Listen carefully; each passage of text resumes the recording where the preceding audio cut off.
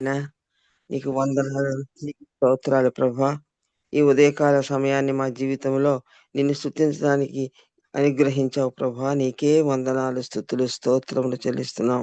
ప్రభా యోగ్యులము, ఎందుకు పనికిరాని వాళ్ళం అయినప్పటికీ నీ మమ్మల్ని ఏర్పరచుకొని, మమ్మల్ని ప్రభా ఆత్మీయముగా బలపరచడానికి అనేకమైనటువంటి అవకాశాలు మాకు అనుగ్రహిస్తున్నందుకు నీకు వేలాది వందనాలు, స్తుతులు, స్తోత్రములు. ఈ ఉదయకాల సమయంలో ప్రభా బిడ్డలు నీ వాక్యం వినడానికి ఎంతో ఆశగా చేరి ఉన్నాం ప్రభా. నాయనా నీ సన్నిధి మాకు అనుగ్రహించండి. నీ వాక్యాన్ని మాకు అనుగ్రహించండి. ఏ బిడ్డ అయితే ఈ వాక్యం చెప్పడానికి నువ్వు ఏర్పాటు చేసుకున్నావో ఆ బిడ్డను అభిషేకించండి ప్రభా. ఆత్మతో నింపండి ప్రభా. ఆ బిడ్డ ద్వారా నీ వాక్యాన్ని మాకు వినిపింపచేయండి నాయనా. వాక్యం విని ఆ వాక్య వెలుగులో మా యొక్క ఆ ఆయాసకరమైన మార్గాలను మేము సరిదిద్దుకునేటువంటి జ్ఞానం మాకు అనుగ్రహించండి. ఈ లోకం ఎంతో పాపంతో నిండిపోయి ఉంది. ఈ లోక మర్యాదలను అనుసరించకుండా ప్రభువా నీ మార్గంలో నడిచేటువంటి జ్ఞానం మాకు అనుగ్రహించమని వేడుకొనుచున్నాం. మరొక్కసారి నీ దైవజనుని సిలువ చాటును మరుగుపరిచి ఆ బిడ్డ ద్వారా నీ వాక్యాన్ని మాకు వినిపింపచేయమని, మమ్మల్ని సిద్ధపరచమని, వినిబుద్ధిని మాకు అనుగ్రహించమని ఈ ప్రార్థన ప్రభువుని నీ నామములో వేడుకొనుచున్నాం తండ్రి. Amen. Amen. Amen. Hallelujah. Praise the Lord. Thank you so much అమ్మ గారు. దేవుని నామమునకు మహిమ కలుగును గాక. ప్రైజ్ అమ్మ గారు ప్లీజ్. Okay Johnson. దేవుని నామంలో కూడి వచ్చిన దేవుని బిడ్డలందరికీ వందనాలండి. నేడు మన మధ్య బ్రదర్ డేవిడ్ అనిల్ కుమార్ గారు దైవవాక్కుతో సిద్ధంగా ఉన్నారు. వారు ఆంధ్రప్రదేశ్ ప్రభుత్వం నందు జిఎస్టి విభాగంలో డిప్యూటీ కమిషనర్ గా సేవలు అందించుచున్నారు. ప్రతిభావంతులైన నాయకులను సంసిద్ధం చేసే హగ్గ ఇంటర్నేషనల్ అను అంతర్జాతీయ క్రైస్తవ పరిచర్య ద్వారా డేవిడ్ గారు శిక్షణ పొందిన నాయకులు. మార్కెట్ ప్లేస్ మిషనరీగా సేవ చేయాలని స్పష్టమైన పిలుపుతో ప్రాముఖ్యంగా సమాజంలోని వృత్తిపరమైన రంగాలలో ప్రభువుకు నమ్మకమైన సాక్షిగా వారి సేవ కొనసాగుచున్నది. ఆంధ్ర విశ్వవిద్యాలయం నుంచి మెకానికల్ ఇంజనీరింగ్ గ్రాడ్యుయేట్ మరియు ఎన్ఐఎస్సి స్కాలర్ అయిన డేవిడ్ గారు ఐఎంఎఫ్, ఎస్ఏఆర్, టిటిఏసి మరియు ఐఎస్బి మరియు ఎన్ఏసిఐఎన్ మరియు వాద్వాని సెంటర్లు నిర్వహించిన కార్యక్రమాల ద్వారా జిఎస్టి చట్టం, పన్నుల పరిపాలన, డిజిటల్ పాలన మరియు ఏఐ ఆధారిత ప్రజాసేవలలో అధునాతన శిక్షణ పొందారు. డేవిడ్ గారిని ఉత్తమ డిప్యూటీ కమిషనర్ గా ఆంధ్రప్రదేశ్ ప్రభుత్వం 2023లో జిఎస్టి విభాగంలో అవార్డుతో సత్కరించారు.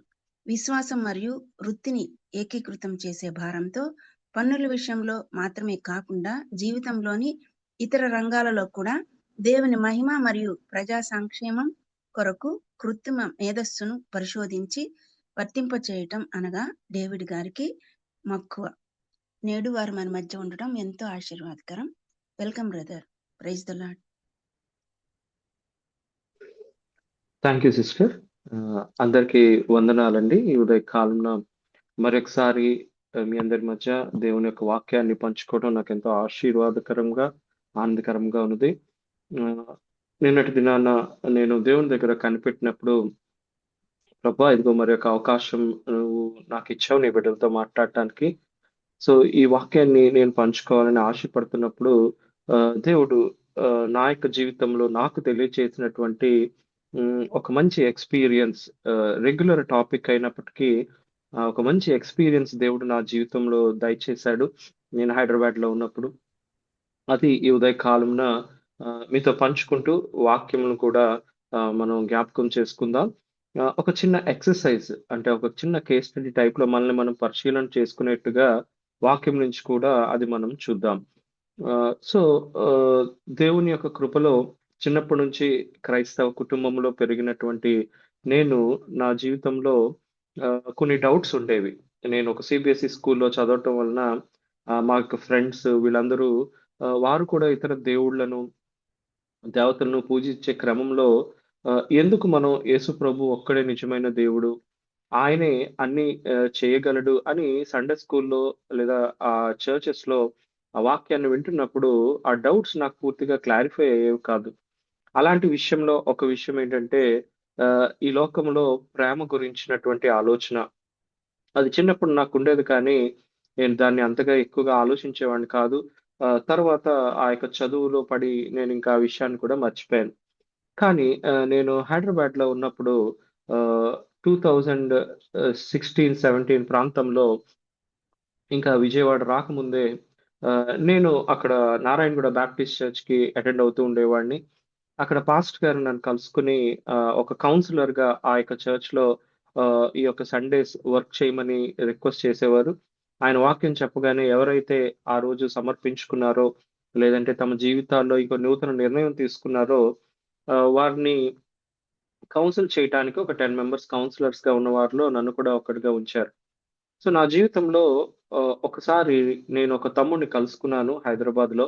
ఈ కౌన్సెలింగ్ చేస్తున్నప్పుడు తను కూడా వాక్యం అయిపోగానే తన చెయ్యెత్తి కౌన్సెలింగ్‌కొచ్చినప్పుడు ఆశ్చర్యకరంగా అతను నాకు అలాట్ చేయబడ్డాడు. ఆ తమ్ముడు నా దగ్గరికి రాగానే నేను ఇలా పలానా నాన్న నేను ప్రస్తుతం ఇలా వర్క్ చేస్తున్నాను సివిల్ సర్వెంట్‌గా అని చెప్పగానే, అన్న నేను కూడా సివిల్స్ ప్రిపేర్ అవుదామని హైదరాబాద్ వచ్చాను. అని నాతో దగ్గర టైం అడిగాడనమాట. సరే అది సండే అవ్వడంతో అప్పటికి చాలా మందిని కౌన్సెలింగ్ చేయాలి కాబట్టి, నాన్న మండే ఈవినింగ్ నెక్స్ట్ డే నీకు ఈజీ అయితే నేను టైం ఇస్తాననగానే మండే అతను నా దగ్గరకొచ్చాడు. వచ్చినప్పుడు తన యొక్క లైఫ్ గురించి చెప్తున్నాడు. ఏంటంటే నా తల్లిదండ్రులిద్దరూ డాక్టర్స్. నేను కూడా ఎంబీబీఎస్ కంప్లీట్ చేశాను.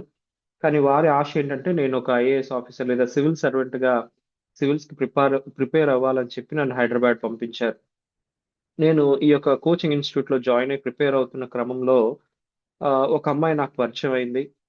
ఆ అమ్మాయి ఆహ్, నన్ను ఎంతో డిస్టర్బ్ చేస్తుంది. కానీ ఒకవైపు నాకు కూడా ఆ అమ్మాయి అంటే ఇష్టం ఏర్పడింది అని ఈ విషయాలు చెప్తూ నాకొక ప్రశ్న వేశాడు. అన్నా ప్రేమించటం కరెక్టా? తప్పా? ఈ క్వెషన్ వేయగానే నా జీవితంలో నేను నార్మల్‌గా మనం ఏమనుకుంటామంటే వాక్యం చదువుతూ భక్తి దాంట్లో వెళ్ళిపోతున్నప్పుడు కొన్ని బేసిక్ ప్రశ్నలు మన జీవితాల్లో ఖరాఖండిగా దేవుని వాక్యము నుంచి ఆన్సర్స్ ఉన్నాయా? లేదా? అని పరిశీలన చేసుకోవాల్సిన అవసరం ఎంతైనా ఉంటుందని ఈ యొక్క ఎక్స్‌పీరియన్స్ నాకు తెలియపరిచింది.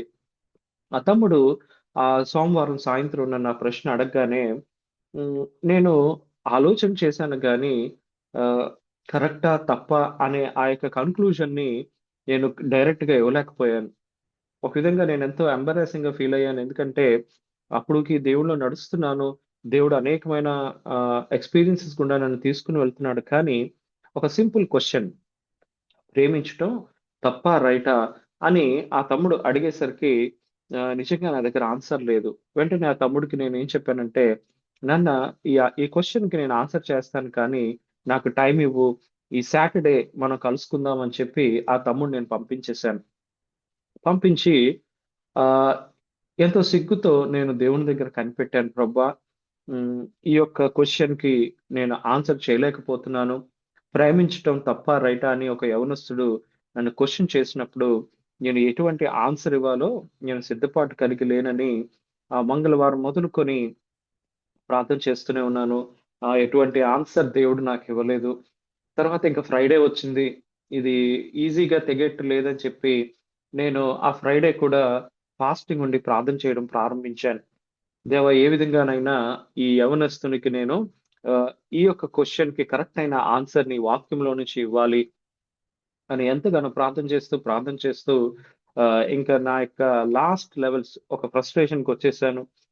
నా ప్రార్థన కాస్త దేవునితో గొడవ పడేట్టుగా మారిపోయింది.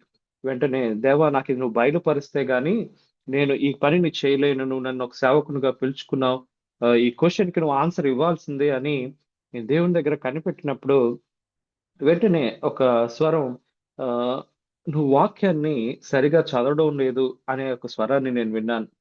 అదేంటి ప్రభా! చిన్నప్పటి నుంచి నేను సండే స్కూల్‌లో అదే విధంగా బైబిల్ సొసైటీ వాళ్ళు ఒక ఎగ్జామ్ పెడితే, ఆ ఎగ్జామ్‌లో కూడా నేను క్వాలిఫై అయ్యి క్యాష్ ప్రైజ్ తీసుకున్నాను.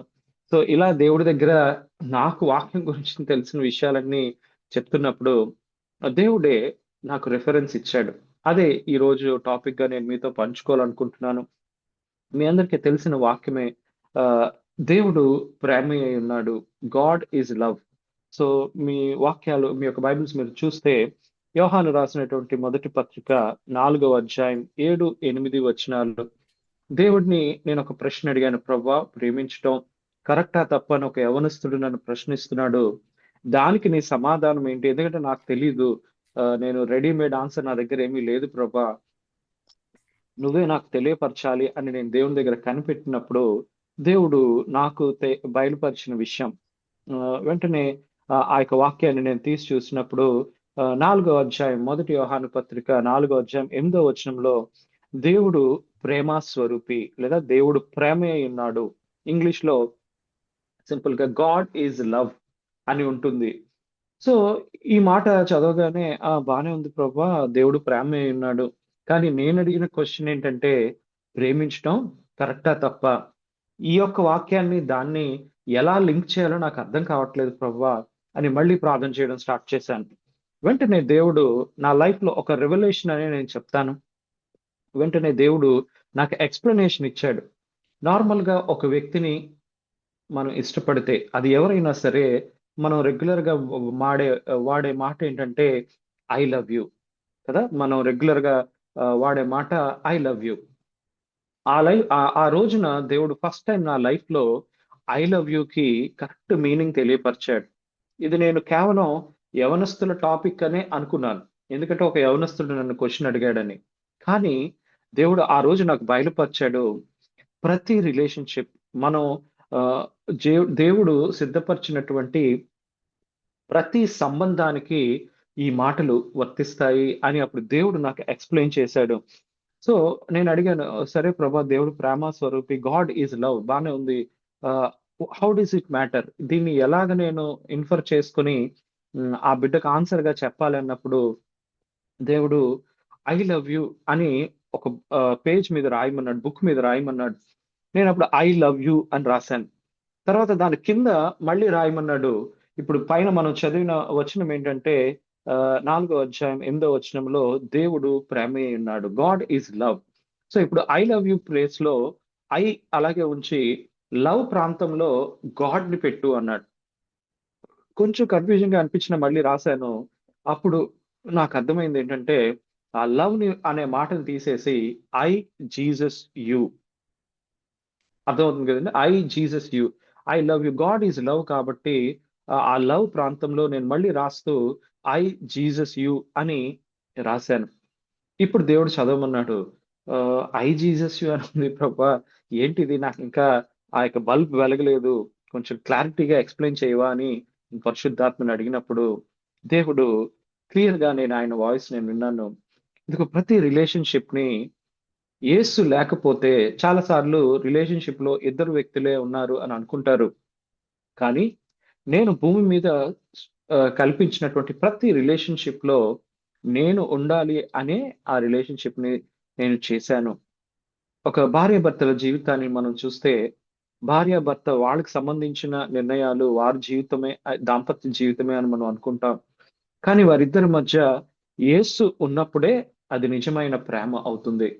అదే విధంగా తల్లిదండ్రులు పిల్లల మధ్య నెక్స్ట్ వర్క్ కల్చర్‌లో కూడా నిజంగా మనం వాళ్ళని ప్రేమిస్తున్నాం అనే పాయింట్ కాదు గానీ, మన యొక్క బాస్‌కి, మనకి మధ్య యేసు ఉన్నాడా? యేసుని వారు తెలుసుకోకపోయినా, యేసుని ఎరిగిన మన వలన యేసు ఆ రిలేషన్‌షిప్‌లో ప్రతి దగ్గర అదొక ఈ యొక్క మాటలు నాకు తెలియపరిచినప్పుడు నేను చాలా ఆశ్చర్యపోయాను. నిజమే.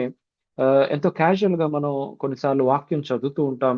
ఫాస్ట్‌గా చదువుకుంటూ వెళ్ళిపోతూ ఉంటాం. కానీ, ఒకసారి ఆగి మనం దాన్ని ధ్యానం చేసినప్పుడు దాని లోతు మనకు అర్థమవుతుంది.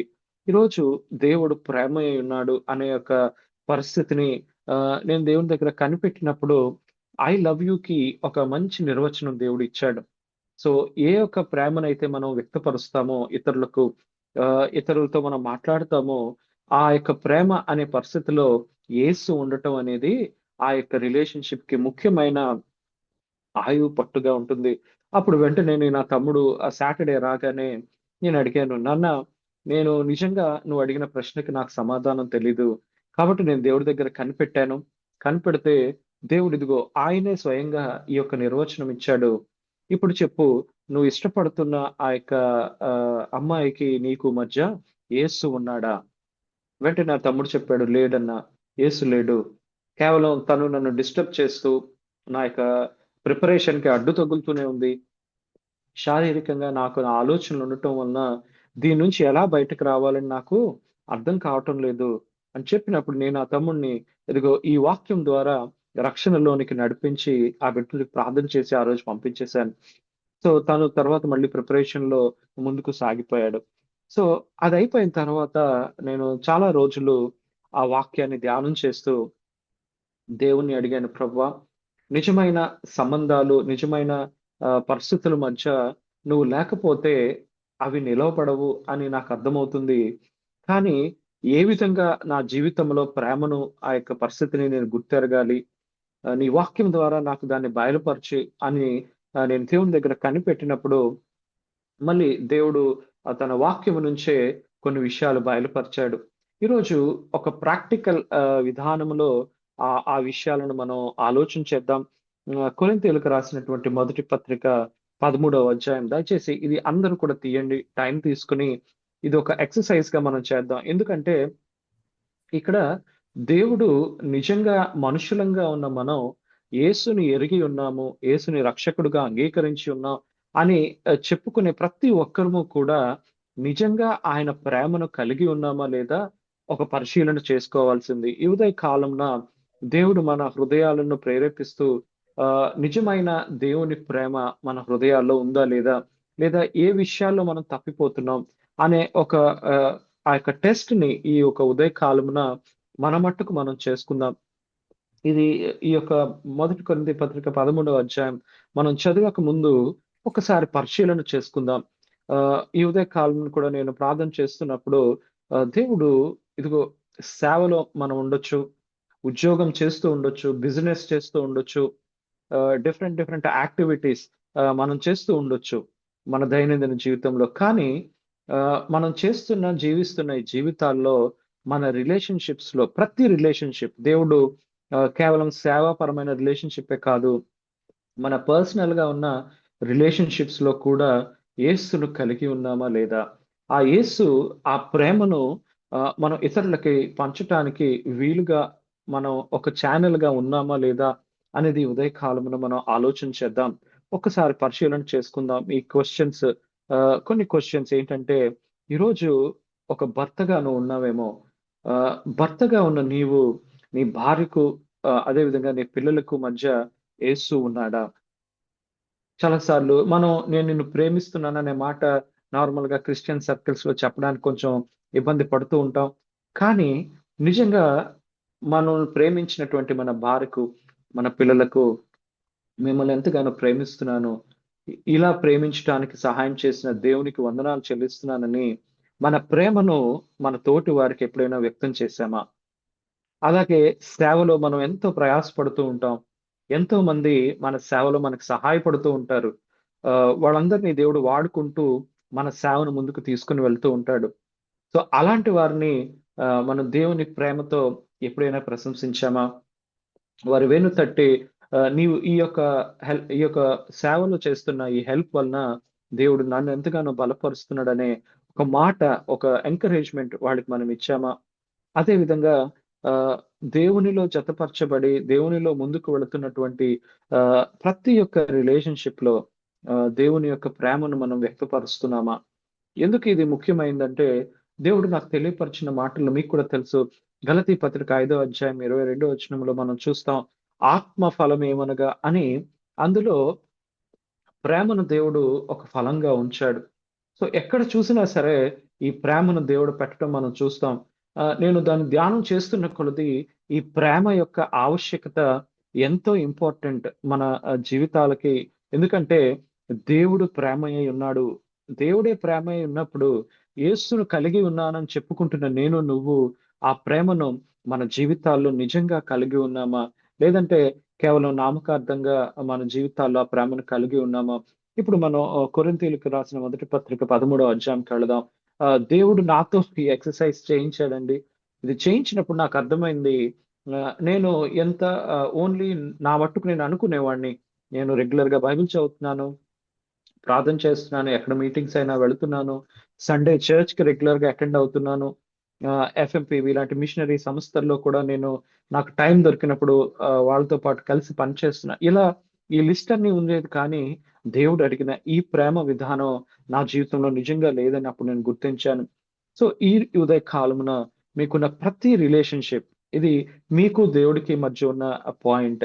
ఏ రిలేషన్షిప్ అయినా వాటి మధ్యలోనికి యేసు రావాలని కోరుతున్నాడు.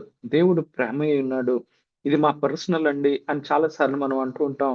కానీ యేసయ్య అంటున్నాడు, నిజంగా ఆయన ఆ పర్సనల్‌లోనికి వస్తేనే అది నిజమైన ప్రేమ. అందుకే దేవుడు, పరిశుద్ధాత్మ దేవుడు పౌలు ద్వారా ఈ మాటలు రాయిస్తాడు. సో నేను చదువుతాను. దయచేసి మీ అందరూ కూడా మీ బైబిల్స్‌లో చూడండి.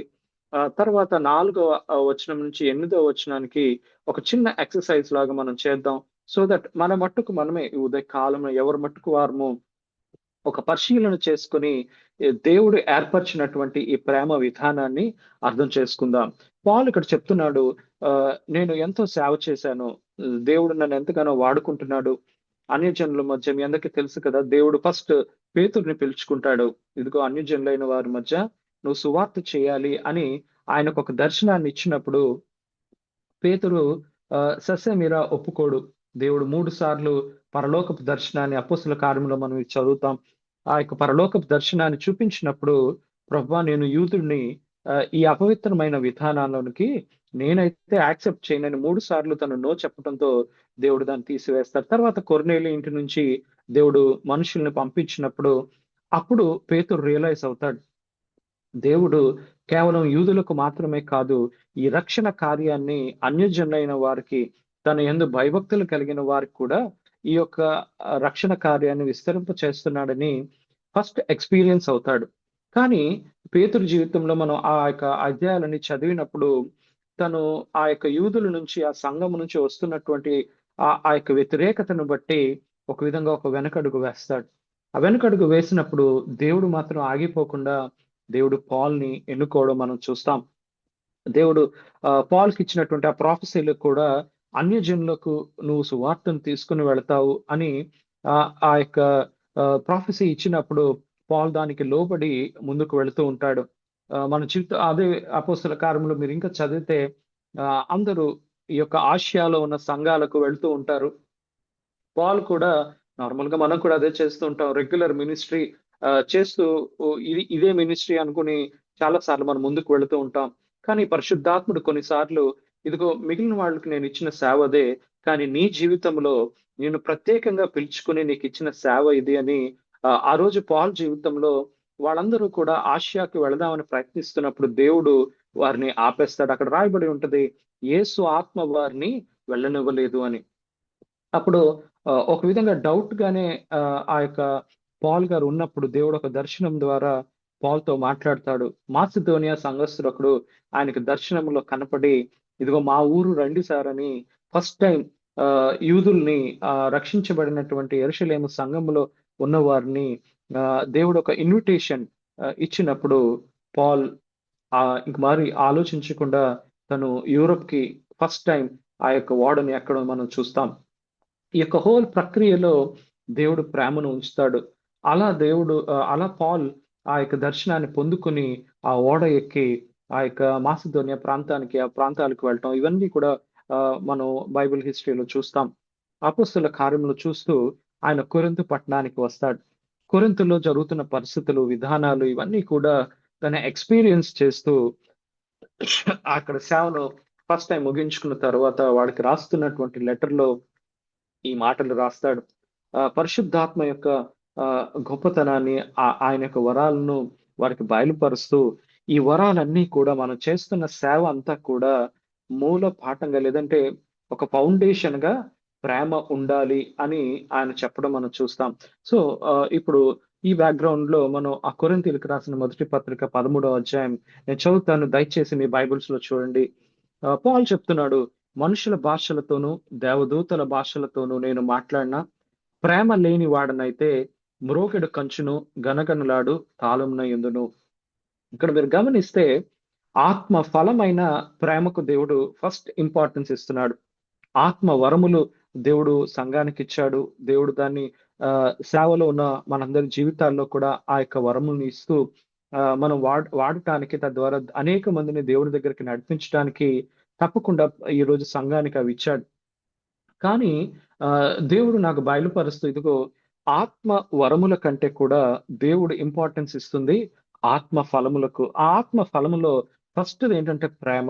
అందుకే ఇక్కడ పాల్ ద్వారా రాయిస్తున్నాడు, ఇదిగో నాకు భాషల వరం ఉన్నప్పటికీ ఆహ్, ఒకవేళ ప్రేమ నాకు లేకపోతే ఆ భాషల వరం వలన నాకు ఉపయోగం ఉండదు. రెండవ వచనం, ప్రవచించు కృపావరము కలిగి మర్మములన్నీయు జ్ఞానమంతయు ఎరిగిన వాడనై కొండలను పెకలింపగల పరిపూర్ణ విశ్వాసము గలవాడనైనను ప్రేమ లేనివాడనైతే నేను వ్యర్థుడను. మీరు గమనిస్తే ఈ విశ్వాసము కూడా ఆత్మ ఫలములలో ఒక ఫలమే. కానీ దేవుడు వీటన్నిటికన్నా పైన ప్రేమను పెట్టడం మనం చూస్తున్నాం. ప్రవచించే కృపావరం మనకుండొచ్చు. అదే విధంగా జ్ఞాన వాక్యం అంటాం. సో, ఆహ్, ఈ యొక్క పరిస్థితులన్నీ వాక్యాన్ని విడమరిచి ఇంకా గొప్ప గొప్ప పరిస్థితులను వాటన్నిటిని ఆలోచన చేయగలిగిన శక్తి మనకు ఉండనప్పటికీ, అదే విధంగా విశ్వాసము కొండలను పెకలింపగల పరిపూర్ణ విశ్వాసం అనే మాట వాడతాడు. సో, ఇవన్నీ నాకుండొచ్చు. కానీ ప్రేమ లేకపోతే నేను వ్యర్థుడను. సో, ఈ ఈ ఉదయ కాలంన మనల్ని మనం పరిశీలన చేసుకుందాం. దేవుడు మిమ్మల్ని పిలుచుకున్న పిలుపు వరుసలో మీకు కృపా వరాన్ని లేదా 2 కృపా వరాలని మీకిచ్చి ఉండొచ్చు. ఆ కృపా వరాన్ని వాడుతూ మనం సేవలో ముందుకు వెళుతూ ఉంటాం. కానీ ఈ ఉదయ కాలంన మనల్ని మనం పరిశీలన చేసుకోవాల్సిన విషయం ఏంటంటే, వీటన్నిటి మీద ప్రేమ అనే యొక్క పునాది మీద ఈ కృపా వరాల్ని మనం దేవుని సేవలో వాడుతున్నామా?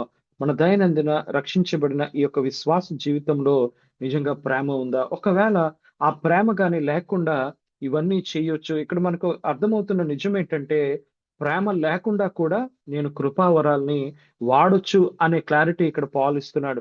ఇవన్నీ నాకు కలిగి ఉన్నా చూడండి, ప్రవచించే కృపావరము, మర్మములన్నీ జ్ఞానమంతా నేను ఎరిగిన వాడినైనా సరే, కొండలను పెక్కడింపగలిగిన విశ్వాసం నాకున్నా సరే, ప్రేమ ఒకవేళ లేకపోయే డేంజర్ ఉంది. కాబట్టి ఉదయ కాలం పరిశీలన చేసుకుందాం. ముందుకు వెళదాం. నెక్స్ట్ మూడవ వచనంలో, బీదల పోషణ కొరకు ఆహ్, నా ఆస్తి అంతయు ఇచ్చినను, కాల్చబడుటకు నా శరీరమును అప్పగించినను, ప్రేమ లేనివాడనైతే నాకు ప్రయోజనమేమీ లేదు. చాలా సార్లు సేవ కొరకు మనం ఎంతో ఆహ్, డబ్బులు ఇచ్చిన వారిని చూస్తాం. తమ ఆస్తిపాస్తులను దేవుని సేవ పరిచర్య కొరకు ఇచ్చిన వాళ్ళని మనం చూస్తూ ఉంటాం. సో, అవి కూడా దేవుడు ఇక్కడ రాయిస్తున్నాడు. ఎందుకంటే నా శరీరాన్ని చూడండి, కాల్చబడుటకు నా శరీరం అప్పగించినను. ఎలాగైనా మేము దేవుని కొరకు బ్రతకాలి. మనం చూస్తున్నాం మెసేజెస్ క్రైస్తవుల మీద ఎన్నో దాడులు, క్రైస్తవులు మణిపూర్ విషయంలో కూడా మనం చూసాం. ఇలా రానున్న దినాలలో ఇంకా ఈ దాడులు, ఈ యొక్క శ్రమలు ఎక్కువ అవ్వబోతున్నాయని దేవుడు సూచనప్రాయంగా తెలియపరుస్తున్నాడు. మనమైతే సిద్ధపడి ఉండాలి. ఎప్పుడు మన యొక్క ఆ యొక్క ఎన్‌కౌంటర్ అవుతుందో మనకు తెలీదు కాబట్టి మనమైతే సిద్ధంగా ఉండాలి. బానే ఉంది. కానీ ఇక్కడ పాల్ ద్వారా పరిశుద్ధాత్ముడు రాయిస్తున్నాడు, ఇదిగో నా ఆస్తి అంతా సేవ కొరకు ఇచ్చేసినా సరే. అలాగే ఇంకా మన మన యొక్క టైమ్స్‌కి మనం అన్వయించుకుంటే, మన టైం దేవుని సేవ కొరకు వెచ్చించిచ్చే మన సమయాన్ని దేవుడి కొరకు ఇచ్చినా సరే, ఆహ్, ప్రేమ గాని లేకపోతే అది మనకు ప్రయోజనకరంగా ఉండదు. ఎందుకు దేవుడు ఈ యొక్క కృపావరాలు లేదా ఈ సేవా విధానానికంత అంతటికంటే పైన ప్రేమను ఉంచాడు? ఆలోచన చేయండి. ఆహ్, ఎలాగ మనం దీన్ని డీకోడ్ చేసుకోవాలని నేను నిజంగానే తర్జన పడ్డాను.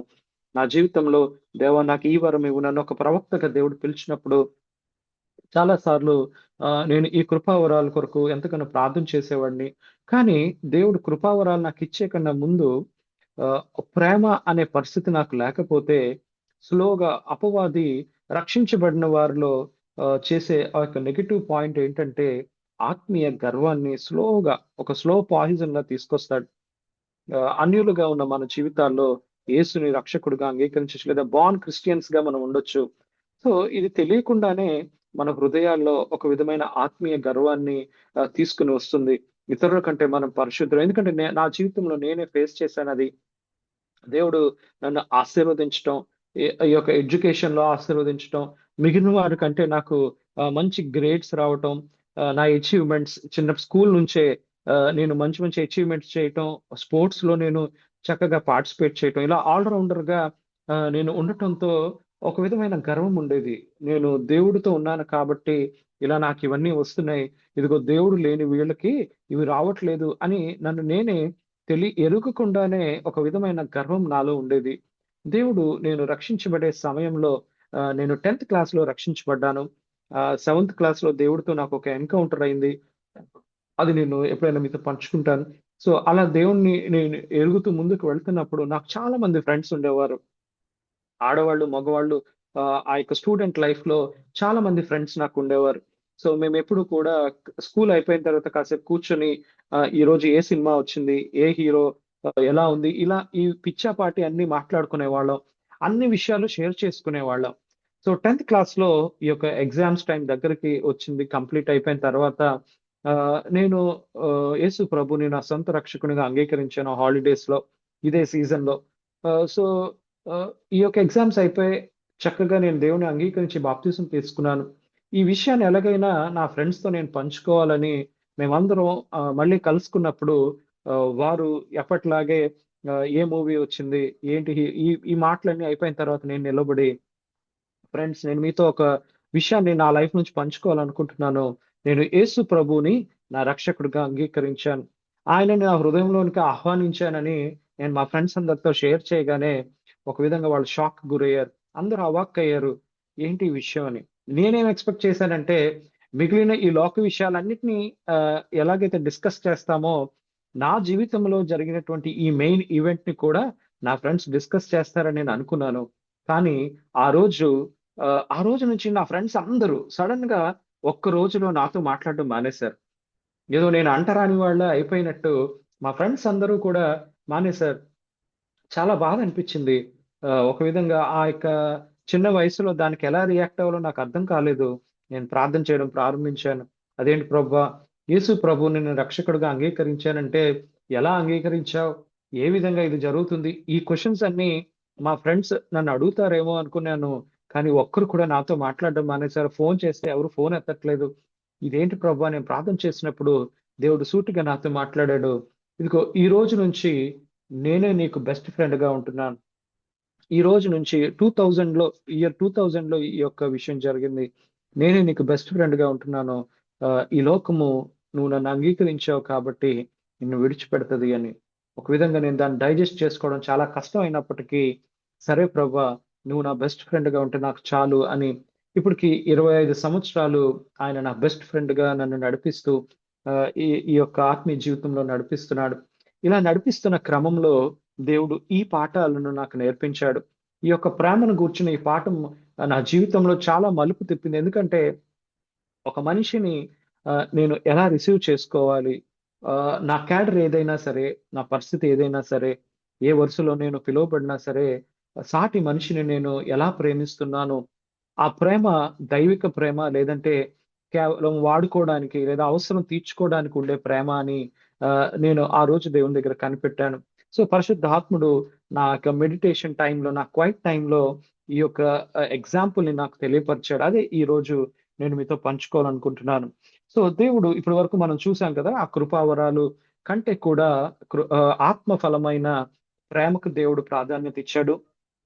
కృపావరాలన్నీ కూడా ఈ ప్రేమను కలిగి మనం ఆపరేట్ చేయాలి అని దేవుడు చెప్తున్నాడు. సో, పరిశుద్ధాత్ముడు నాకిచ్చిన టాస్క్ ఏంటంటే, ఈ 4వ వచనం నుంచి 8వ వచనం ఇది మనందరం కలిసి చేద్దాము. ఆహ్, మీరక్కడి నుంచి చదివితే ప్రేమ దీర్ఘకాలం సహించును, ప్రేమ దయ చూపించును, ప్రేమ మత్సరపడదు. ఈ అధ్యాయం మనందరికీ తెలిసిన అధ్యాయమే. సో, ఇలా చదువుతున్నప్పుడు ప్రేమ అమర్యాదగా నడవదు. ఇలా ఈ లిస్ట్ అంతా ఉంది. సో, పరిశుద్ధాత్ముడు నాకు తెలియపరిచిన విషయం ఏంటంటే, నిజంగా నా ప్రేమ నీలో అన్ని విషయాల్లో ఉందా? లేదా? అనే ఒక టెస్ట్ ఏంటంటే, ఈ యొక్క 4-8 వచనాల్లో ప్రేమ అనే మాట తీసివేసి మీ ఎవరు కూడా మైక్స్ ఆన్ చేయవసరం లేదు. మీ మట్టుకు మీరే ఆ ప్రేమ బదులు మీ పేరు పెట్టుకోండి. ఇప్పుడు డేవిడ్ అనిల్ దీర్ఘకాలము సహించును. ఒక్కసారి ఎక్సర్‌సైజ్ మీరు ఒకసారి ఈ వచనాలు చదివేటప్పుడు 4-8 వచనాలు నేను చదువుతాను. ఆ ప్రేమ అనే మాట తీసివేసి అక్కడ మీ పేరుతో ఆ మాటను చదవండి. ఇది ఒక ఇంట్రోస్పెక్షన్ మాత్రమే.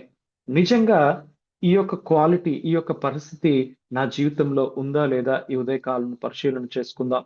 నిజంగా ఈ పరిస్థితి నా జీవితంలో ఉంటే దేవునికి వందనాలు ప్రభా! ఇంకా ఈ విషయంలో నన్ను బలవంతునిగా చెయ్యి. ఒకవేళ ఆ విషయంలో మనం తడబాటు పడుతూ ఇంకా మనం ఎదగవలసిన పరిస్థితి ఉంటే ఈరోజు దేవుని వేడుకుందాం. ప్రభువా, క్రైస్తవుడిగా నేను అనేక సంవత్సరాలు బ్రతుకుతున్నాను, సేవ చేస్తున్నా, ఉద్యోగం చేస్తున్నా, కుటుంబాన్ని నడిపిస్తున్నా, అనేక మందికి దేవుని గురించి చెప్తున్నాను. కానీ ఈ విషయం నా జీవితంలో ఇంకా సరిగా లేదు ప్రభా అని ఈ ఉదయ కాలంన దేవుని దగ్గర ఆయన్ని సహాయాన్ని మనం కోరుదాం. సో నేను 4వ వచనం నుంచి చదువుతున్నాను. మీ అందరికి అర్థమైంది అనుకుంటాను.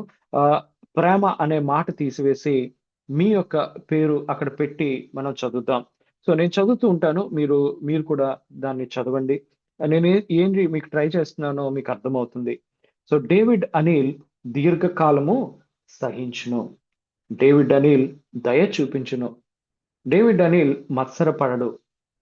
డేవిడ్ అనిల్ డంబముగా ప్రవర్తించడు. డేవిడ్ అనిల్ ఉప్పొంగడు. డేవిడ్ అనిల్ అమర్యాదగా నడువడు. డేవిడ్ అనిల్ స్వప్రయోజనమును విచారించుకొనడు. డేవిడ్ అనిల్ త్వరగా కోపపడడు. డేవిడ్ అనిల్ అపకారమును మనస్సులో ఉంచుకొనడు. డేవిడ్ అనిల్ దుర్నీతి విషయమై సంతోషపడక సత్యమునందు సంతోషిస్తాడు. డేవిడ్ అనిల్ అన్నిటినీ తాలుకుంటాడు లేదా అన్నిటినీ కప్పుతాడు. డేవిడ్ అనిల్ అన్నిటినీ నమ్ముతాడు. డేవిడ్ అనిల్ అన్నిటినీ నిరీక్షిస్తాడు. డేవిడ్ అనిల్ అన్నిటినీ ఓర్చుకుంటాడు. డేవిడ్ అనిల్ శాశ్వత కాలము ఉండును. సో ఈ ఎక్సర్సైజ్ దేవుడు నాకు చేయించినప్పుడు, నన్ను నేను పరిశీలన చేసుకున్నప్పుడు నాకు అర్థమైంది, చాలా ఏరియాస్‌లో ఇప్పుడు మనం చదివిన లిస్ట్‌లో చాలా ఏరియాస్‌లో నేను ఒక ఫెయిల్యూర్‌గా ఉన్నాను. కానీ నాకు నా మీద ఉన్న పర్సనల్ ఒపీనియన్ ఏంటంటే, ఈ క్రైస్తవ విధానంలో నేను చాలా సంవత్సరాల నుంచి ఉన్నాను కాబట్టి నేను బాగానే ఉన్నాను అనుకున్నాను. ఆ తమ్ముడు నన్ను ఆ ప్రశ్న వేయటంతో ఆహ్, ఈ యొక్క పరిస్థితిని నేను ప్రతి యవనస్తులకి ఇచ్చే కౌన్సెలింగ్ సెషన్స్‌లో, అదే విధంగా నిజంగా ప్రేమ గురించినటువంటి నిర్వచనం పంచుకునేటప్పుడు ఈ మాటను నేను తప్పకుండా షేర్ చేస్తూ ఉంటాను. ఇది కేవలము యవ్వనస్తులకు మాత్రమే, లేదంటే వయసులో ఉన్నవారికి మాత్రమే అని నేను అనుకునేవాడిని. పరిశుద్ధాత్ముడు ఒకసారి చెప్పాడు, ఇదిగో ఉన్న ప్రతి రిలేషన్‌షిప్‌లో నేను లేకపోతే అది ప్రేమతో కూడినది కాదు. ప్రాక్టికల్‌గా ఈ లోకంలో ఏదో యాంత్రిక విధానంలో జీవితాలు ముందుకు వెళ్ళిపోతున్నాయే తప్ప, నిజంగా నేను ఉండి నడిపించే కట్టే ఆ యొక్క రిలేషన్‌షిప్స్ లేవు. అందుకే మనం చూస్తున్నాం, ఎంతో ఈజీగా డైవోర్సెస్ అవుతున్నాయి. ఎంత త్వరగా పెళ్ళిళ్ళు అవుతున్నాయో, అంత త్వరగా డైవోర్స్ అవుతుంది. ఎన్నో ప్రాబ్లమ్స్, పెళ్లి చేసుకున్న వారి జీవితాల్లో ఎన్నో గొడవలు, ఎన్నో మనస్పర్ధలు వస్తున్నాయి. పిల్లలు ఈరోజు తల్లిదండ్రుల మాట వినటం లేదు. ఒకసారి ఆ పాత జనరేషన్‌లో ఉన్నవాళ్ళు తల్లిదండ్రులకి ఏ విధంగా లోబడేవాళ్ళు, ఈరోజు యవనస్తులుగా ఉన్నవారు ఏ విధంగా రెస్పాండ్ అవుతున్నారు? దీనంతటికి ఆన్సర్ ఏంటంటే, నిజంగా మన రిలేషన్‌షిప్స్‌లో యేసు ఉన్నాడా? చాలా సార్లు నేను తల్లిదండ్రులుగా కుటుంబాలకు కౌన్సెలింగ్ చేస్తున్నప్పుడు, ఇదిగో మా పిల్లలు ఇలా అండి, అలా అండి అని తల్లిదండ్రులు చెప్తున్నప్పుడు, నేను ఆ తల్లిదండ్రులను ఒక ప్రశ్న వేస్తాను. అమ్మా, భార్యాభర్తలుగా మీ అందరూ కలిసి ప్రార్థన చేస్తున్నారా? మీ బిడ్డలు ఫస్ట్ టైమ్ నేర్చుకునే స్కూల్ ఏంటంటే, తల్లిదండ్రులుగా మీ దగ్గరే దేవుడి గురించి నేర్చుకుంటారు. మీరు ఏ విధంగా మీ మధ్య ఉన్నటువంటి సంబంధం ఉంది? అన్యోన్య సహవాసం ఉండి, దేవుని యొక్క భక్తిలో మీ పిల్లల్ని పెంచుతున్నారా?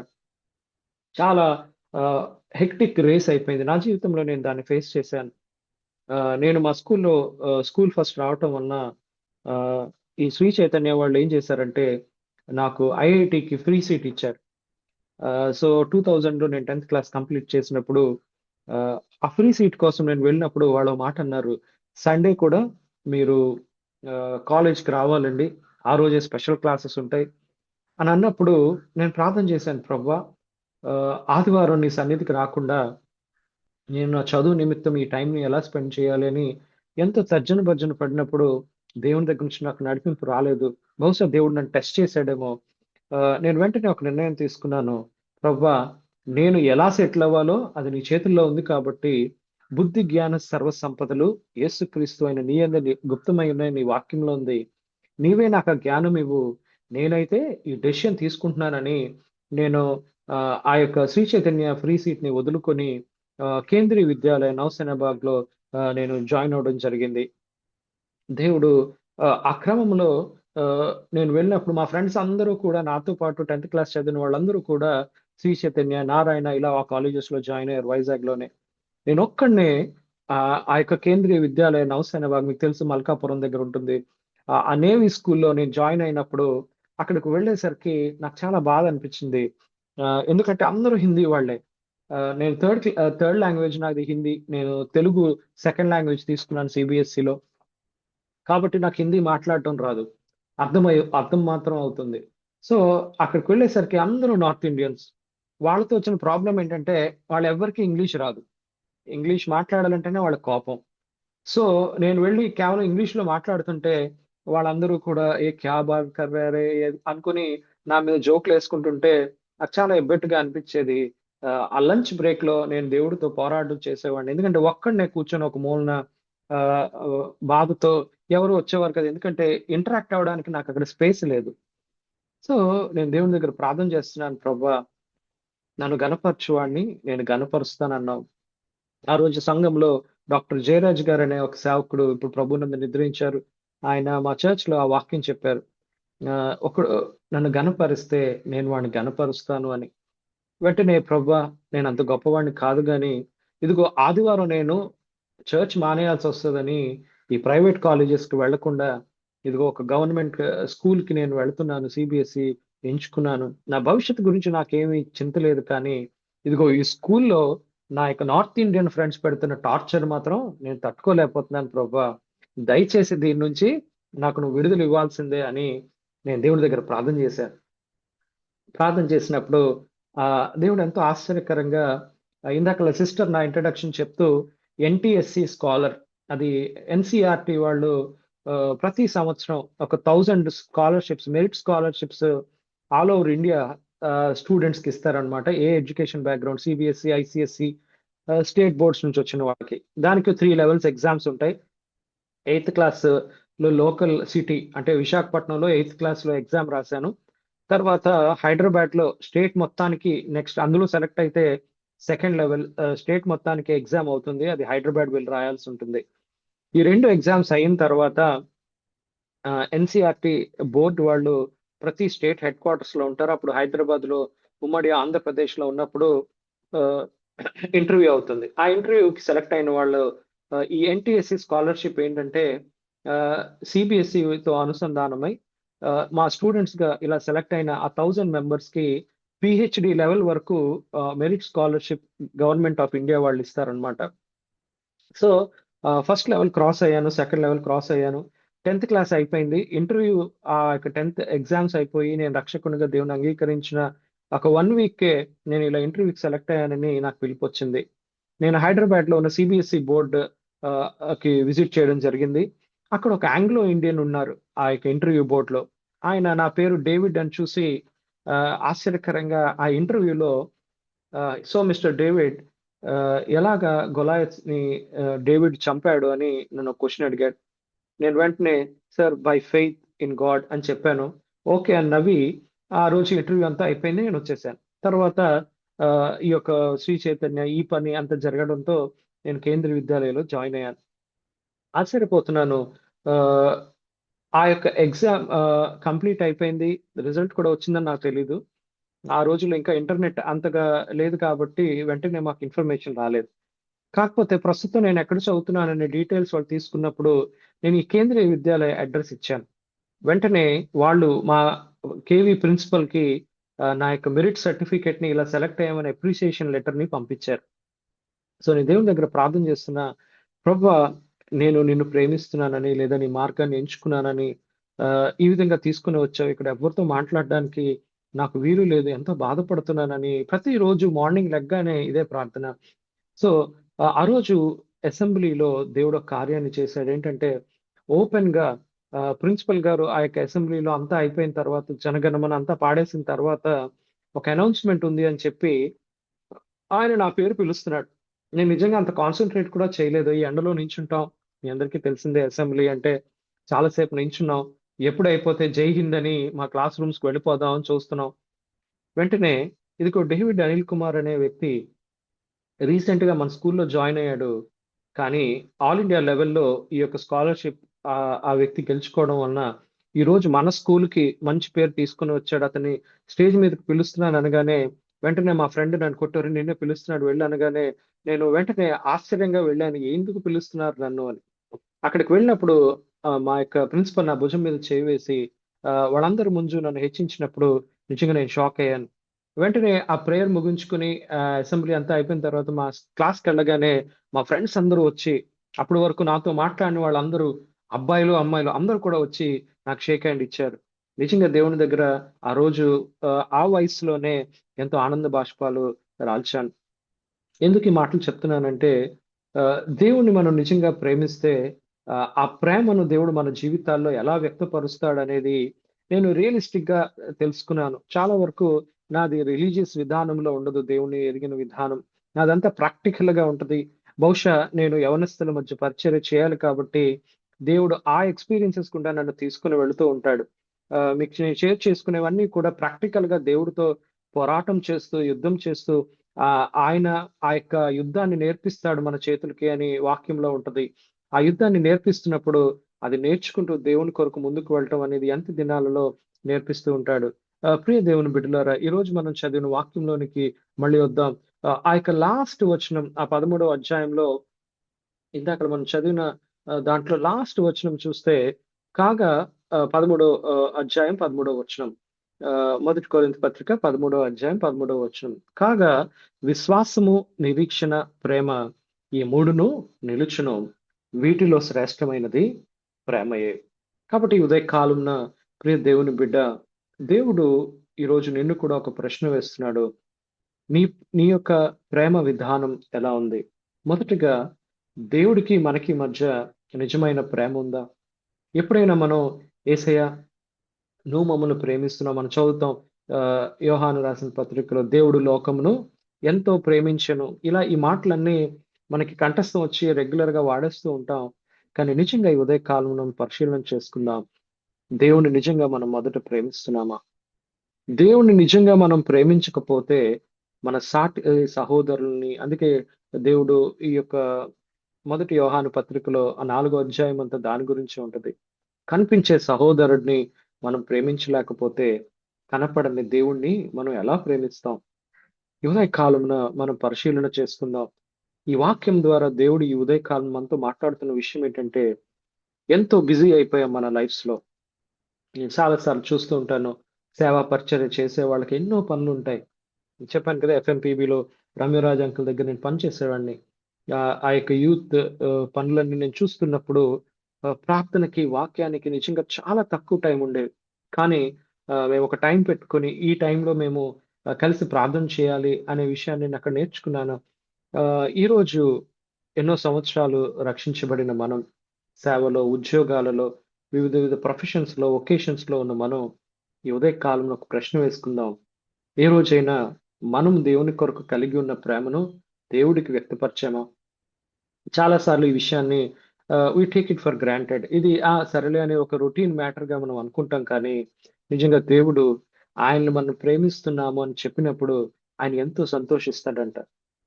ఎందుకంటే ఆ ప్రేమ విధానము అందుకే చూడండి మీరు వాక్యంలో నాకెప్పుడు డౌట్స్ ఉంటాయి. ఆ డౌట్స్‌లో నేను దేవుడిని అడుగుతాను. ప్రభువా! ఈ యొక్క పాత నిబంధన గ్రంథంలో కొంతమందికి మాత్రమే నువ్వు డిఫరెంట్ యాక్సెస్ మోషేని గాని, ఏలియా, ఎలీషా ఇలా కొంతమంది జీవితాలు మనం చూస్తే అలాగే సమూయేలు వీళ్ళకి దేవుడు తన యొక్క ఇంటీరియర్‌గా అందుకే మీరు యెషయా గ్రంథం తర్వాత ప్రవక్తల గ్రంథాల్లో చూస్తే ప్రార్థన విషయంలో ఇదిగో మోషే అదే విధంగా సమూయేలు నా ముందు నిలవబడితే అని ఓ మాట అంటాడు ప్రార్థన విషయంలో. అలాగే నీతిమంతుల విషయంలో చెప్పేటప్పుడు యోబు, దానియేలు గురించి మాట్లాడతాడు. నోవహు గురించి మాట్లాడతాడు. అంటే దేవుని మైండ్‌లో ఈ యొక్క పేర్లు అలా నిల్చుండిపోయాయి. ఈరోజు నీ పేరు, నా పేరు దేవుడు జ్ఞాపకం చేసుకుంటున్నప్పుడు దేవుడికి ఏం గుర్తొస్తుంది? ఇదిగో డేవిడ్ అనిల్ కుమార్ అనే వ్యక్తి గురించి ఒకసారి ఈ ఉదయ కాలంలో యేసయ్య ఆలోచన చేసినప్పుడు, నా గురించి దేవుడు ఏం ఆలోచన చేస్తున్నాడు? ఈ యొక్క లవ్ రిలేషన్‌షిప్ అనేది కేవలం యాదృచ్ఛికంగా మన క్రియల మూలంగా మాత్రమే చూపేది కాదు. దేవుడు ఈరోజు మన హృదయాలను తాకుతున్నాడు. ఈ యొక్క మాటలు పరిశుద్ధాత్ముడు మన హృదయాల్లో ముద్రించాలని నేను ప్రార్థిస్తున్నాను. ఎందుకంటే, ఈ యొక్క ప్రేమ విధానం మన హృదయాల్లో కలిగి మన జీవితాన్ని మనం ఆరంభించాలి. ప్రతిరోజు. ఇది కేవలం ఒక క్వైట్ టైమ్ లేదంటే వాక్యం వినటం వరకు మాత్రమే కాదు. ఇది ప్రాక్టికల్‌గా ఇందాకల అందుకే నేను ఆ 4-8 వచనాలు మీకు వీలైతే మీకు సమయం ఉన్నప్పుడల్లా ఆ ఎక్సర్సైజ్ చేయండి. ఒక్కొక్క పాయింట్ మీరు చూసుకుంటే, నేను దీర్ఘకాలం సహిస్తున్నానా? సహనం ఉందా నా జీవితంలో? ఇతరులకు నేను దయ చూపిస్తున్నానా? మత్సర పడుతున్నానా ఎవరైనా నాకు ఎగెయిన్స్ట్‌గా వస్తే? చాలా సార్లు డంబంగా ప్రవర్తింపదు. నాకున్నటువంటి పిలుపుని బట్టి, లేదంటే సేవను బట్టి, ఉద్యోగాన్ని బట్టి, క్యాడర్‌ని బట్టి నేనెప్పుడైనా డంబంగా ప్రవర్తిస్తున్నానా? ఉప్పొంగుతూ ఉంటాం. చాలా సార్లు గొప్పలు చెప్పడానికి నేను ప్రయత్నిస్తున్నానా? లేదా ఇతరుల మధ్య అమర్యాదగా నడుస్తున్నానా? నేను బావుంటే చాలు అనే సెల్ఫిష్ స్వప్రయోజనం కొరకు ప్రాకులాడుతున్నానా? లేదా సంఘ శ్రేయస్సు కొరకు ప్రయాసపడుతున్నానా? నా జీవితంలో నేను కోపంని ఓవర్‌కమ్ చేశానా? త్వరగా కోపపడదు అనే మాటుంటది. నాకు చాలా నచ్చుతది ఈ మాట. అలాగే అపకారమును మనస్సులో ఉంచుకొనదు. నిన్నటి దినాన మీతో పంచుకున్నాను. మా ఇంట్లో వాళ్ళు మా నాన్నగారు చనిపోవటం అని కూడా చూడకుండా మా అందరితో మాట్లాడటం మానివేసినప్పుడు నేను నిజంగా నొచ్చుకున్నాను. ఈరోజు వాళ్ళందరికంటే మా కుటుంబంలో మేము ముగ్గురం అక్క, చెల్లి, నేను. అక్క, నేను స్టేట్ గవర్నమెంట్ ఆఫీసర్స్‌గా, చెల్లి సెంట్రల్ గవర్నమెంట్ ఆఫీసర్స్‌గా పనిచేస్తున్నాం. దేవుడు ఎంతో దయనీయ స్థితి నుంచి మమ్మల్ని లేవనెత్తాడు. కానీ ఎవరెవరైతే మమ్మల్ని అవమానపరిచారో, ఎవరెవరైతే మాతో మాట్లాడటం మానివేశారో, వారి జీవితాలు ఈరోజు నేను చూసినప్పుడు ఎక్కడున్నాయో అక్కడే ఉండిపోయాయి.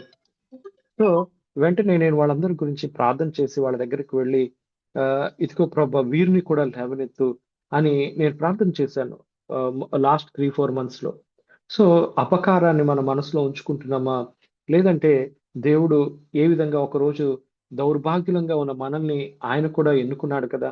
ఒకరోజు పాపములో, శాపములో ఎంతో దిగజారిపోయిన స్థితిలో ఉన్న మనల్ని ఆయన కనికరించాడు. ఈరోజు ఆయన కనికరం పొందుకున్న నువ్వు, నేను ఇతరులకు ఆ కనికరాన్ని చూపించగలుగుతున్నామా? దుర్నీతి విషయంలో సంతోషపడుతున్నామా? సత్యమునందు సంతోషిస్తున్నామా? తాలుకుంటున్నామా? నమ్ముతున్నామా? నిరీక్షిస్తున్నామా? ఓర్పు ఎలా ఉంది మన జీవితంలో? ఇదే కాలమున ప్రియ దేవుని సహోదరుడా, సహోదరి, నా మాటలు నేను ముగించే ముందు ఒక్కసారి ఈ యొక్క మాటలు మీ యొక్క హృదయాల్లో నాటనియండి. ఈ ప్రేమ అనేది శాశ్వత కాలం ఉంటది. ఇది ఈ రోజుండి రేపు పోయేది కాదు. ఈ ప్రేమ ఫస్ట్ యేసయ్య దగ్గర మనం కలిగి ఉండాలి. మనం ఈ బిజీ లైఫ్‌లో దేవుడికి ఎంత సమయాన్ని ఇస్తున్నాం?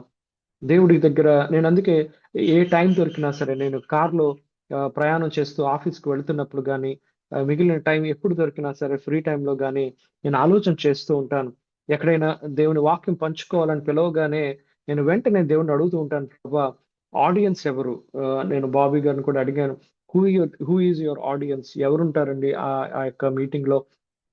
అని వాళ్ళని అడగగానే వాళ్ళు చెప్తారు. ఇదిగో ఇలా సేవకులుంటారండి అని. లేదంటే ఇలా యవనస్తులు ఉంటారు అని తెలియపరుస్తూ ఉంటారు. వెంటనే నేను ప్రార్థన చేస్తాను. ప్రభా! ఆ మనుషులందరూ ఎవరు అటెండ్ అవుతారో నాకు తెలీదు. కానీ ఎవరు అటెండ్ అవుతారో నీకు తెలుసు కాబట్టి వాళ్ళకి అవసరమైన విషయం. ఎందుకంటే ఎంతో సమయాన్ని వెచ్చించి వాళ్ళు ఈ ఉదయకాలంనే తమ జీవితాల్లో సమయాన్ని నీ దగ్గరికి తీసుకొని వస్తున్నప్పుడు అది వాళ్ళకి ఉపయోగకరంగా ఉండాలి.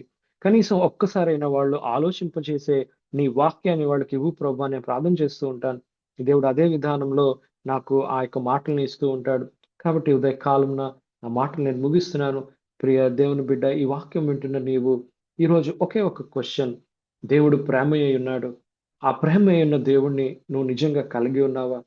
ఆ ప్రేమను వ్యక్తీకరించే విధానం దేవుని పట్ల గాని, మనుషుల పట్ల గాని పరిశుద్ధాత్ముడు అందుకే క్లియర్‌గా ఎక్స్‌ప్లెయిన్ చేయించాడు పౌలు ద్వారా ఈ మొదటి కొరింథీ పత్రిక 13వ అధ్యాయంలో. ఈ ఉదయ కాలమున ఈ నూతన సంవత్సరంలో ఈ ప్రేమను కలిగి మనందరం కూడా ఆ యొక్క విధానములో దేవునితో నడుస్తూ రానున్న దినాలలో ఇంకా ఏ ఏరియాస్‌లో మనం తప్పిపోతున్నామో, ఇంకా కొరత ఉందో వాటిని పరిశుద్ధాత్ముని సహాయంతో మనం వాటిని సరిచేసుకుంటూ, మనల్ని మనం పరిశీలన చేసుకుంటూ ముందుకు వెళ్దాం. అటువంటి కృపను దేవుడు మనందరికీ అనుగ్రహించును గాక. నాకు ఈ అవకాశం ఇచ్చినటువంటి బాబీ గారికి, మీ అందరికీ కూడా నా హృదయపూర్వక వందనాలు చెల్లిస్తూ ఈ వాక్యాన్ని ముగిస్తున్నాను. ఓవర్ టు యూ బాబీ గారు. Thank you so much brother. మరొకసారి మరి మా మధ్యలోకి వచ్చి మీ సమయాన్ని వెచ్చించి మాకు అమూల్యమైన సందేశం, దేవుని వాక్య పరిచర్య మా మధ్య జరిగించినందుకు మా అందరి తరఫున మీకు కృతజ్ఞత వందనములు తెలియజేసుకుంటున్నాను కదా. డాడీ కొంచెం రిసౌండ్ వస్తుంది మీ సైడ్. ఓకే ఓకే ఇప్పుడమ్మా పర్వాలేదా? Daddy okay. అయితే మరి మన మధ్యలో శ్రీకాకుళం నుంచి జాయిన్ అయిన పాస్టర్ శీలం రాజు గారు ముగింపు ప్రార్థన ఆశీర్వాదం ఇవ్వాల్సింది కోరుచున్నాను. దానికి ముందు ఒక మాట అండి, మన మధ్యలో సిస్టర్ నటరాజ గారు నిడుబ్రోల్ నుంచి జాయిన్ అయ్యారు. Thank you sister. రెగ్యులర్ గా జాయిన్ అయ్యేవారు, ఈ మధ్య కొద్దిగా గ్యాప్ వచ్చింది. మరి ఒకసారి మళ్ళీ జాయిన్ అయినందుకు మీకు కృతజ్ఞత వందనములు తెలియజేసుకొచ్చినానండి. అలాగే మరి సిస్టర్ శ్రీనీత గారు అనంతపురంలో యూనివర్సిటీలో ప్రొఫెసర్ గా చేస్తా ఉన్నారు. వారు జాయిన్ అవుతా ఉన్నారు రెగ్యులర్ గా. వారికి కూడా వందనములు తెలియజేసుకొచ్చున్నాను. మరి క్రొత్త వారు దయచేసి మీరు ప్రతిరోజు మీరు జాయిన్ అవ్వాల్సిందిగా ప్రభు పేరిట మనవి చేస్తున్నానండి. ఇదే లింక్ ప్రతిరోజు same time same Zoom link ఉంటుంది. దయచేసి మీరు గమనించండి. రేపటి దినమున న్యూఢిల్లీ నుంచి సిస్టర్ రీటా ఐరిన్ గారు వాక్య పరిచర్య చేస్తారండి. దయచేసి జాయిన్ అవ్వాల్సిందిగా ప్రభు పేరిట మనవి చేస్తున్నానండి. మరి బ్రదర్ డేవిడ్ అనిల్ కుమార్ గారు మనకి తెలిసిన విధంగా విశాఖపట్నంలో డెప్యూటీ కమిషనర్ గా జిఎస్టి విభాగం నందు సేవలు అందిస్తున్నారు. వారు నాకు హగ్గై ఇంటర్నేషనల్ కాన్ఫరెన్స్ లో పరిచయం అయిన వారు హగ్గై ద్వారా ట్రైనింగ్ అయిన నాయకులు కూడా. మరి మీలో కొంతమంది ఫస్ట్ నుంచి లేరు కాబట్టి ఒకసారి చిన్న రిపీట్ చేస్తున్నానండి. వారికి బెస్ట్ డెప్యూటీ కమిషనర్ అవార్డు కూడా ప్రభుత్వం వారు 2023లో ఇచ్చి ఉన్నారు. ఈ ప్రగతి అని శ్రీకాకుళంలో ఆ ప్రాంతంలో డెవలప్ చేసిన మరి ప్రత్యేకమైన అధికారి వారి యొక్క ఇద్దరు చెప్పారు కదండి, వారి ఇద్దరి సిస్టర్స్ కూడా గవర్నమెంట్ అఫీషియల్స్ గా ఉన్నారు. ఆ కుటుంబం అంతా కూడా ప్రభు నామమును మరి ఎంతో హెచ్చించే విధంగా ప్రభువుకి గొప్ప సాక్ష్యంగా ఉన్నారు. మరి దయచేసి బ్రదర్ గురించి ప్రార్థన చేయండి. ఎందుకంటే వారున్న ఆ యొక్క ఉద్యోగం కానీ ఆ డిపార్ట్మెంట్ కానీ మరి ప్రభు కొరకు నిలబడి ఉండటంలో చాలా ప్రమాదకరమైన సవాలులు ఉంటాయి. కనుక దయచేసి మీ అనుదిన ప్రార్థనలో బ్రదర్ కోసం ప్రార్థించవలసిందిగా కోరుచున్నాను. ఎందుకంటే గౌరవము రిస్క్ రెండు సెపరేట్ చేయలేమంట. Honour and risk are inseparable. So దేవుడు హెచ్చించినప్పుడు రిస్క్ ఉంటుంది కనుక దయచేసి ప్రార్థన చేద్దాం వారి కొరకు. మరి దయచేసి మనలో ప్రతి ఒక్కరం కూడా ఒక వ్యక్తిని జాయిన్ చేయడానికి మీరు ప్రయత్నం చేయవలసిందిగా కోరుచున్నానండి. ఇన్వైట్ యువర్ ఫ్రెండ్స్ అండి. సేమ్ టైం సేమ్ లింక్ అండి. మరి మనకి తెలిసిన విధంగా మీకు మరి సవినయంగా మనవి చేస్తున్నాను ఏంటంటే, మేలైనది చేయనెరిగియు అలాగూ చేయని వానికి పాపము కలుగును అనుంది. మేలైంది చేయటం తెలిసి కూడా చేయకపోతే పాపం కలుగుతుంది. కనుక మీరు దయచేసి మీ యొక్క స్నేహితుల్ని, మీ కుటుంబ సభ్యుల్ని ఎవరైతే జాయిన్ అవ్వగలరో వారిని ప్రోత్సహించండి, వీలైతే బలవంత పెట్టండి. ఎందుకంటే గడిచిన 4 సంవత్సరాలుగా నేను రెగ్యులర్ గా జాయిన్ అవుతా ఉన్నాను. మరి అనేక మంది సేవకులు ఉదయాన్నే వాక్య పరిచర్య చేయటం ద్వారా మరి నశించిపోకుండా, మరి కృంగిపోకుండా, దేవునికి దూరం అయిపోకుండా, మరి డిప్రెషన్ గురవకుండా, మరి విశ్వాసంలో కాపాడబడ్డాను. విశ్వాసంలో మరి పడిపోకుండా నిలబడటానికి ఈ ఉదయకాల మీటింగ్స్ నాకు చాలా సహాయం చేసినాయి. చాలా మరి డిప్రెషన్ లోకి వెళ్లకుండా ఎన్నో సవాళ్ళు ఎదుర్కొన్నాను నేను ఈ 4 సంవత్సరాల్లో.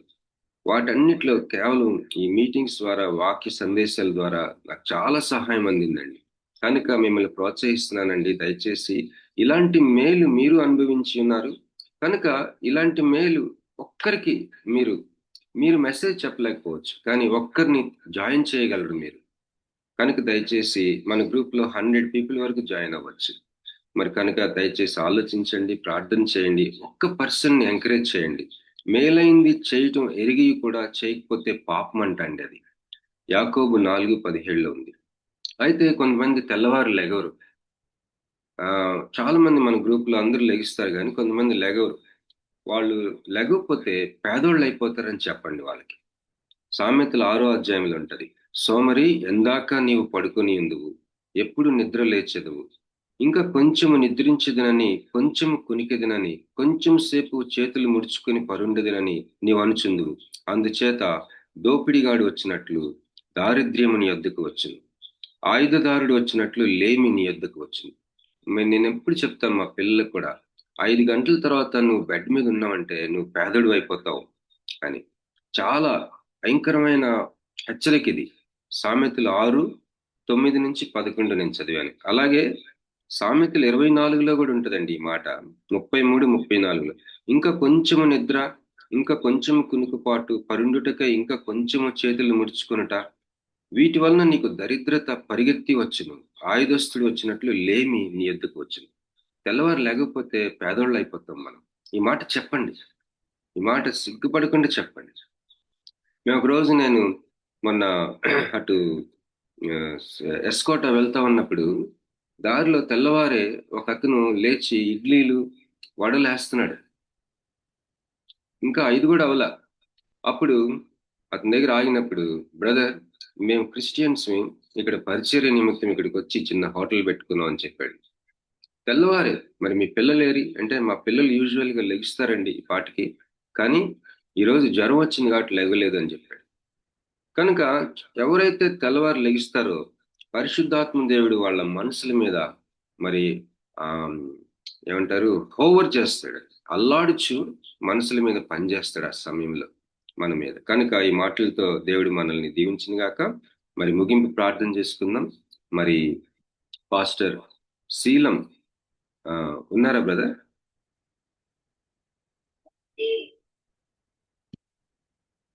పాస్టర్ శీలం రాజు గారు లేరా?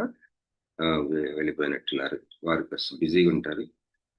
అయితే మరి మన మధ్యలో సేవకులు ఉన్నారు. ఇంకా మురళీబాబు ఉన్నాడు. పాస్టర్ మురళీబాబు గారు చీరాల నుంచి. అన్న మీరు ప్రార్థన, పరలోక ప్రార్థన దీవెనవలసింది కోరుచున్నాను. థ్యాంక్ యూ అండి. ప్రార్థన చేసుకుందాం. దయగలిగిన తండ్రి, కృపగలిగిన సురక్షగా మీ బంగారు పాదాలకు వందనాలు స్తుతులు చెల్లిస్తున్నాము. నేను ఈ ఉదయకాల వేళలో తండ్రి చిన్న మందగా మీ పాదాల చెంతగా రావడానికి మీరు మాకు ఇచ్చినటువంటి శ్రేష్టమైన సమయాన్ని బట్టి మీకే వందనాలు స్తోత్రాలనైనా. ఇంత పర్యంతం మీ దీనదాసులు అనిల్ గారిని మీరు నిలువ పెట్టుకున్నారు. వారి ద్వారా ఎన్నో శ్రేష్టకరమైన మాటలు మీరు మాకు బోధించే రీతిని బట్టి మీకే వందనాలు స్తోత్రాలు చెల్లిస్తున్నాం. నేను ఎత్తబడిన వాక్యానికి నీరు కట్టండి, ఫలింపు చేయండి. ఆ మాటల తండ్రి మా హృదయాల్లో ఉంచుకొని వాక్యానుసారమైన జీవితం జీవించడం సహాయం దయచేయమని ప్రార్థిస్తున్నాం. భారం కలిగి మీ పాస్ సన్నిధికి వచ్చినటువంటి ప్రతి బిడ్డను మీరు దీవించండి, ఆశీర్వదించండి, కుటుంబంలో మేలు చేసే అవకాశాన్ని మీరు కల్పించమని ప్రార్థిస్తున్నాను. ఆయన నా భారం కలిగి ప్రార్థించిన తరులందరినీ మీరు దీవించండి, ఆశీర్వదించండి, కుటుంబంలో నెమ్మది కలిగించండి.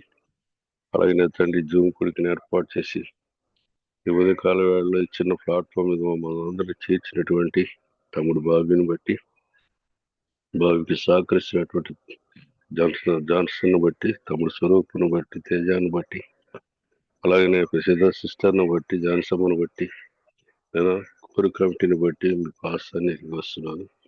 సహకరిస్తున్న బిడ్డలందరినీ మీరు దీవించండి, ఆశీర్వదించండి, బాధ్యతగా పనిచేయటానికి సహాయం చేయమని కూడా ప్రార్థిస్తున్నాను. అయినా అలాగనే మళ్ళీ అనేక మంది అనారోగ్య పరిస్థితుల్లో ఉంటూ ఉండగా మీ దక్షిణాస్తంతో తాకండి, ఆరోగ్యాన్ని కలిగి చేయమని ప్రార్థిస్తున్నాము. నేను ఎవరికి ఎలాంటి సమస్యలు ఉన్నా కూడా నేను పాస్ అనేది లేకుండా పెడుతూ ఉండగా మీరే సహాయం చేసి అందరికీ నేను మేలు కలిగించమని ప్రార్థిస్తున్నాం.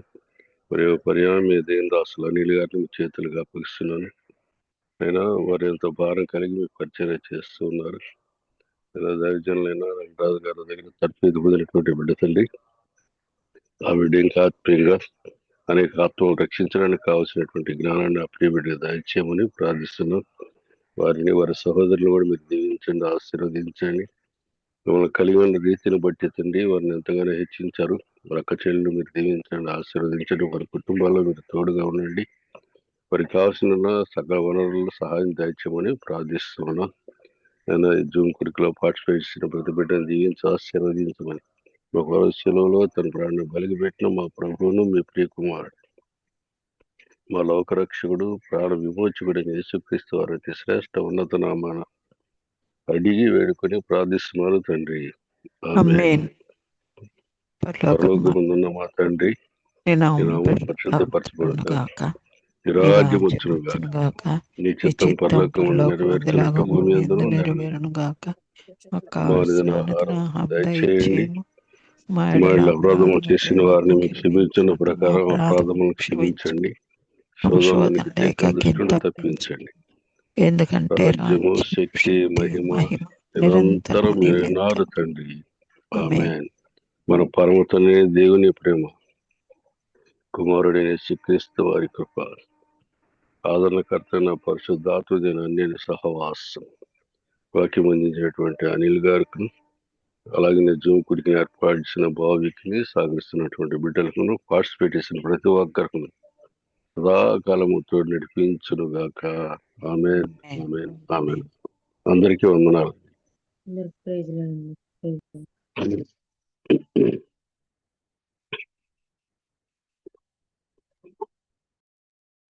జాన్సన్. డాడీ క్లోజ్ చేసి థ్యాంక్స్ అండి అందరికీ. మరొకసారి మీ అందరికీ ప్రభు నామములో కృతజ్ఞతలు తెలియజేసుకుంటున్నాను. ప్రత్యేకంగా ఈ రోజు వాక్య పరిచయం చేసిన బ్రదర్ డేవిడ్ అనిల్ కుమార్ గారికి మనందరి తరఫున ప్రత్యేకమైన వందనములు మరొకసారి తెలియజేసుకుంటూ, మరి రేపటి దినం తప్పకుండా జాయిన్ అవ్వాల్సిందిగా మీ స్నేహితులను కూడా ప్రోత్సహించవలసిన కోరుచు ముగించుకుంటామండి. Have a nice day. Thank you.